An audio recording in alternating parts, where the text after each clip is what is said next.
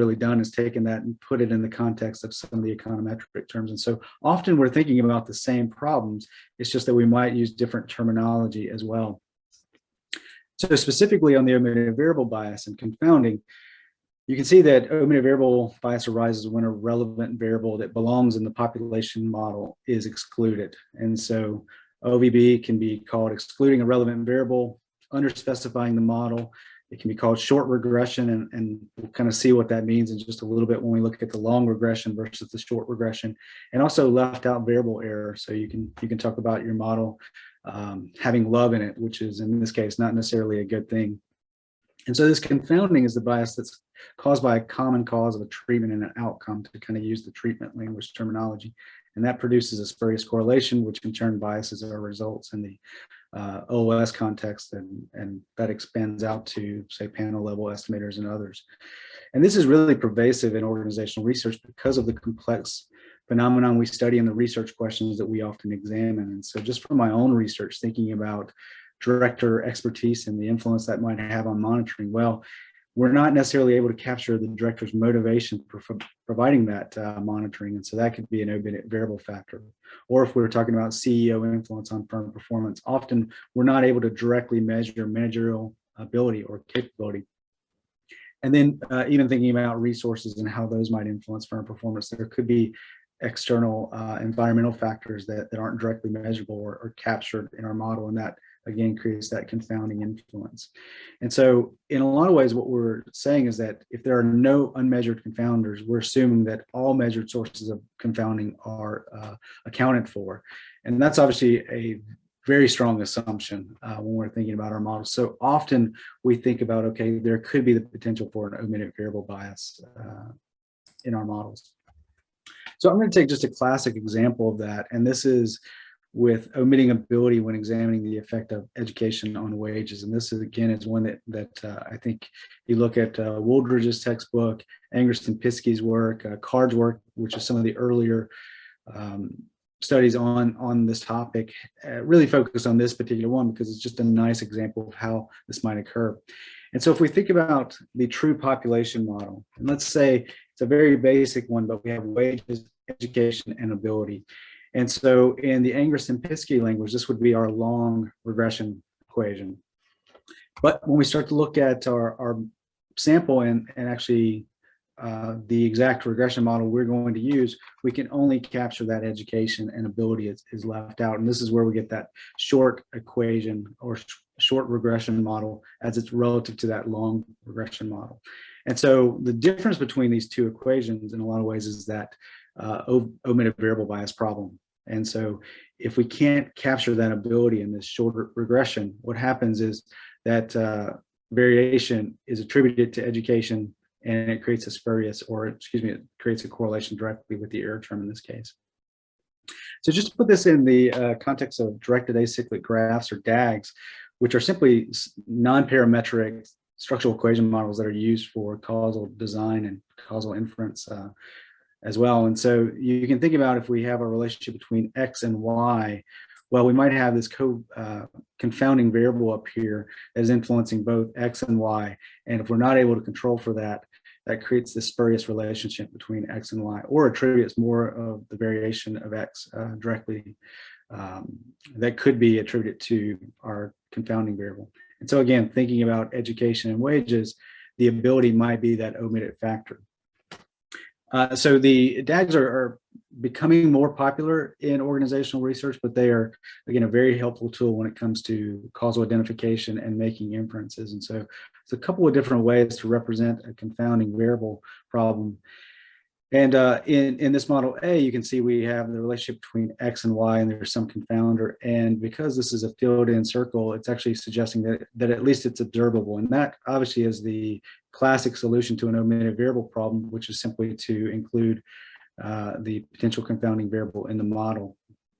On the other side, though, in this model B, you can see that we have this circle that's not enclosed. And so what this indicates is that the confounding variable is unobservable. And that often occurs in some of our research, that there are unobservable factors that might influence our results.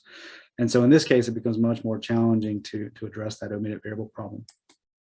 So again, kind of thinking about the wages example here, you can see that we can expand the DAG to include, say, a vector of control variables as well. And so in this case, we might have C representing controls, but we still have kind of the education on wages and ability that is coming down and influencing that. And so the DAGs can be really helpful in thinking about this problem and can give you a sense of at least what are my assumptions about these models and what maybe are those omitted factors or unobservable factors that I'm not even aware of that can be modeled.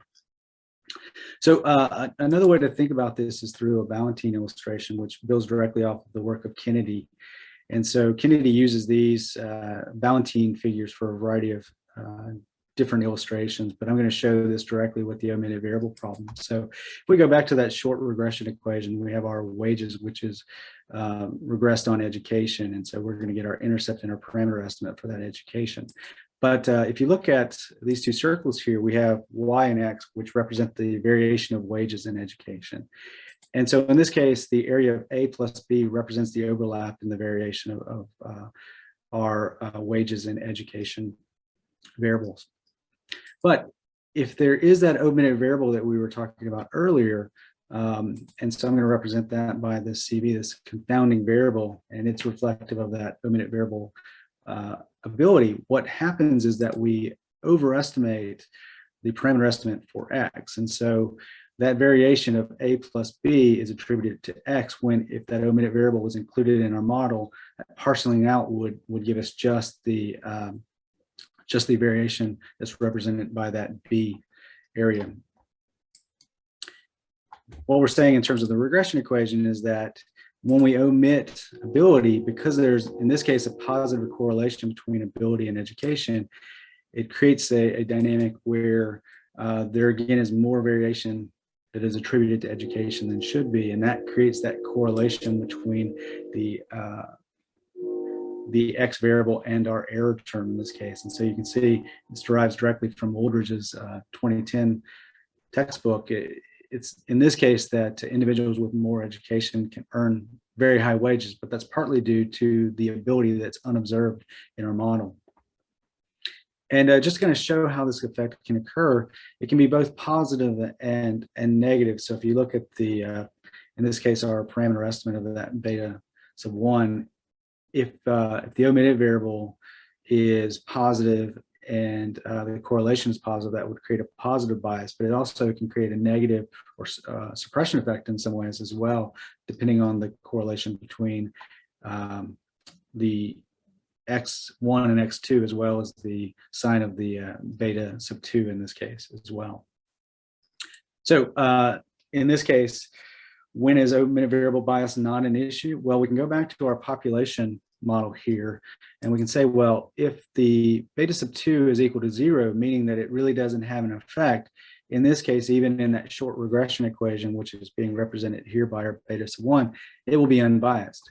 The other condition would be if education and ability were uncorrelated. In that case, again, at least in terms of causal inference, our beta sub 1 would still be unbiased in that case. And so just to show that visually, what we're saying is that if in condition 1 we have this population model, we're saying that the relationship between ability and our outcome, in this case, wages, is not there. It's again represented by a 0 coefficient. And so I'm putting a dotted line here to say that, well, there could still be a relationship between ability and education, but at least in terms of the causal inference of education on wages, that doesn't matter as much.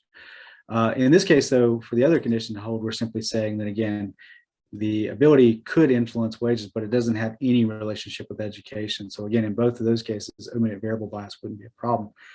Again, though, going back to my earlier point, though, to make these assumptions that there's no relationship between ability and education or ability and wages in this case is a pretty strong assumption. And so something that you really want to think about, have good theory to explain, and recognize that you have a good sense of what the data generation process is underlying the phenomenon to make that claim. So in most cases in organizational research, going back to